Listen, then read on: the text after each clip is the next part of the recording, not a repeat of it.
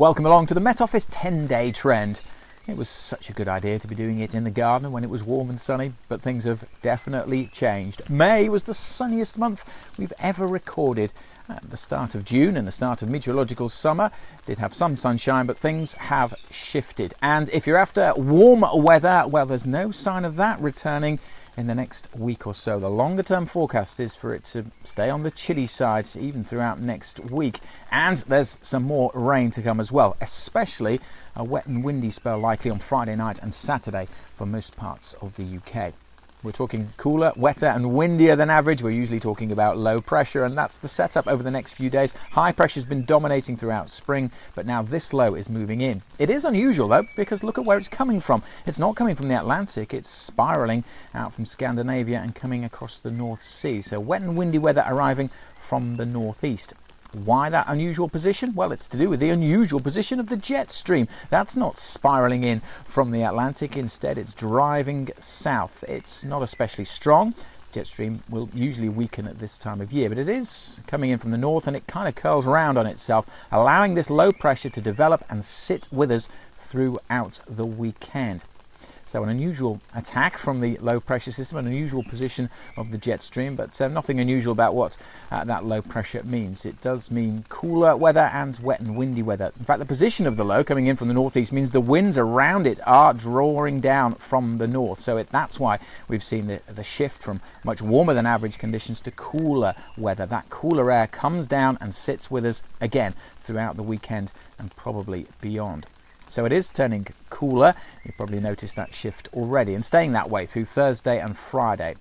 Those northerly winds will also bring some showers, but although there's quite a bit of rain around on Wednesday, actually Thursday and Friday the showers will be more hit and miss, and many will have large chunks of dry weather, but certainly on the cooler side. Now it's really Friday night and Saturday when that low starts to take hold that we're going to see some quite heavy and persistent rain.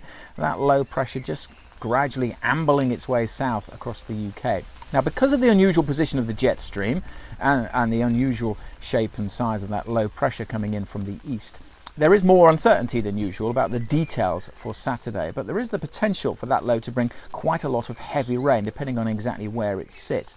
If we put the rainfall sequence on, actually, you can see that around that low, especially on that weather front, there'll be a band of rain that could sit around, especially over northern Scotland for quite some time. And close to the low itself, well, that's where the air is most unstable and gets sucked up quickest. So that's where we could also see some thunderstorms where that low drags in across parts of eastern England. So I say some uncertainty about the timing, but generally it's a wet and windy spell for most of us through the weekend. We may not see too much rain across the south until late Saturday and into Sunday. But overall, a wet and windy spell through the weekend and certainly a lot cooler. For some, temperatures on Saturday will stay in single figures, particularly under that stubborn rain band. But the low is showing signs of pulling away, so although the outlook for the weekend is a wet and windy spell, it should be turning a bit drier during Sunday, particularly across Scotland and Northern Ireland, and even further south it'll turn a bit drier during the day. So that's the next few days, wet and windy spell coming at the weekend thanks to that low. What about beyond and next week?